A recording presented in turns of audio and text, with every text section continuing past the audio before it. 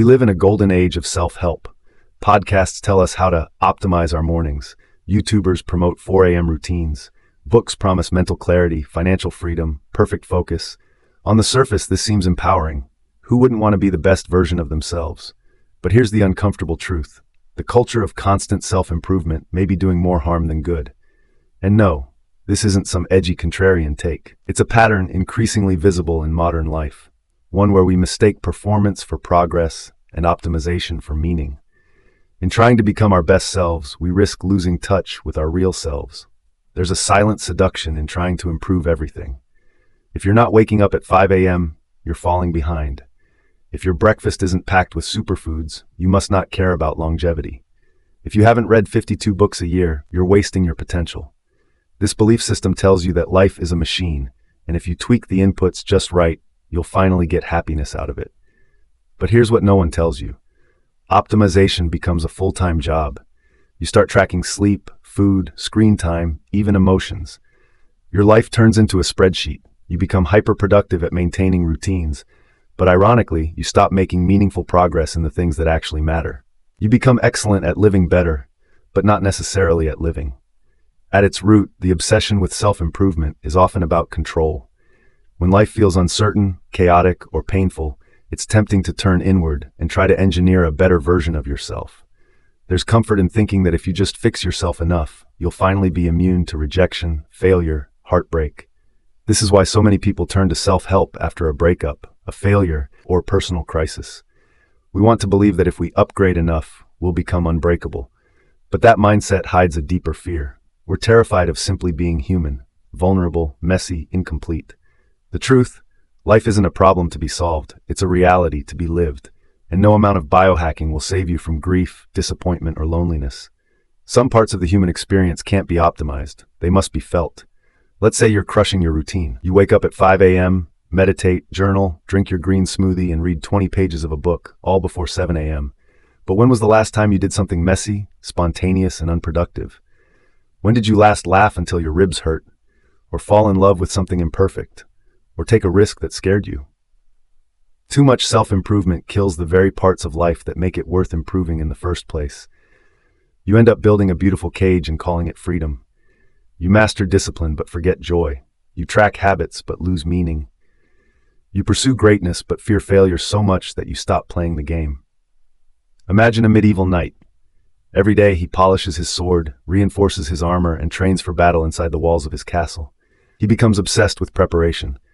Meanwhile, outside the castle, his village is burning, his people are crying out for help, and dragons roam the land. But he never leaves. Why? Because he's waiting to be ready, to be perfect, to feel fearless. And in that pursuit of perfection, he never becomes a hero, just a well-equipped prisoner. This is the fate of many who get lost in the labyrinth of self-help. They spend years preparing, learning, optimizing, but never living. Books, videos, workshops, these are useful tools, but they're not substitutes for experience. You can read 20 books on social skills and still struggle to hold a basic conversation. You can take 10 courses on creativity and never finish a single project. Self-improvement without real-world action is like studying swordplay without ever stepping into the arena. Theory without action is self-soothing, not self-development. What matters is not how much you've consumed, but what you've created. Not what you've planned, but what you've dared to begin. Not who you're trying to become, but how you're choosing to live right now. There's a clear but subtle difference between healthy growth and an obsession with self-improvement. True growth stems from natural curiosity and the joy of learning and experiencing new things. It feels light, flexible, and open to change. When you're growing in a healthy way, you're not afraid of failure. You see it as part of the journey. You don't wait for everything to be perfect before you begin, because you trust that you'll adjust along the way. You know how to rest when needed, you don't hate your flaws, and you don't let your tools turn into chains. On the other hand, when self-improvement turns into an obsession, it often comes from a sense of lack and insecurity. You start taking action, not because you love what you're doing, but because you're afraid you're not good enough. You chase discipline rigidly, stressed by the feeling that nothing you do is ever enough. You try to control everything, your emotions, your time, your output, even how others see you. Instead of adapting with ease, you become perfectionistic and hard on yourself. Rest starts to feel like laziness, and every small mistake feels like proof that you're not worthy. You're no longer using tools to support your life. You're depending on them, like you'd fall apart without them. The difference lies not in what you're doing, but in how you feel while doing it. Healthy growth makes you feel more connected to life, while obsessive improvement makes you feel more disconnected from yourself. And if you notice that you're becoming more anxious, closed off, or lonely on your path to becoming better, it may be time to pause, look inward, and ask, am I really growing, or just trapping myself in a beautifully polished cage? So how do you escape this trap? Start even if you're not ready. Don't wait for the perfect plan.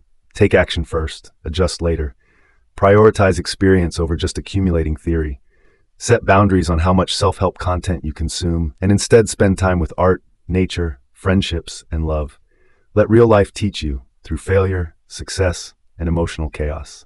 And finally, redefine success, not as flawless perfection, but as honesty in how you live. Self-improvement should be a compass, not a cage. It's meant to guide you through life, not replace it. If you find yourself endlessly sharpening your sword, polishing every edge, adjusting your armor, waiting for the perfect moment to act, pause and ask yourself with brutal honesty, what battle am I avoiding? What fear am I masking with preparation? What dream am I postponing in the name of getting ready? It's easy to stay in the castle, where it's safe and quiet, where you can feel productive without ever taking a real risk. It's comfortable to organize your routines, tweak your habits, and read another book, convincing yourself that mastery is just one more improvement away. But mastery doesn't live in comfort. Life doesn't happen in the castle. Step outside, into the wild, into the unscripted chaos of real living, into the messy, unpredictable, sometimes beautiful, sometimes brutal landscape of love, heartbreak, failure, and unexpected joy. That is where your real transformation happens. Not in the sharpening, but in the swinging of the sword. Not in reading about the battlefield, but in standing on it with trembling hands, facing whatever comes. At the end of the day, it's not how clean your journal looks, how strict your morning routine is, or how many hacks you've perfected that will define your strength. It's how much of life you've truly felt, how bravely you've shown up for people, how many times you tried even when it terrified you. It's the scars you carry, not as signs of failure, but as proof you had the courage to begin. Self-improvement is a tool, not a destination. It's meant to support your life, not replace it. The real goal is not to become perfect, but to become whole. Not to always succeed, but to keep showing up even when you don't. So yes, refine your sword, learn, grow, reflect, but don't spend your life preparing for a life you never actually live. Because the world doesn't need a perfectly polished warrior locked in a tower. It needs you, alive, messy, human, out here, in the middle of it all. Living not for perfection, but for meaning. Not for image, but for presence. That's the life worth fighting for. I hope you found this video helpful. If you enjoyed today's video, be sure to hit the like button. It might seem like a small thing, but because of how the YouTube algorithm works, videos with more likes tend to get shown to more people. So your like really helps this video reach others who might need it too. And if you find my content valuable, consider subscribing. It really helps more people discover it. Thanks for watching, and I wish you and your family good health and peace. See you in the next video.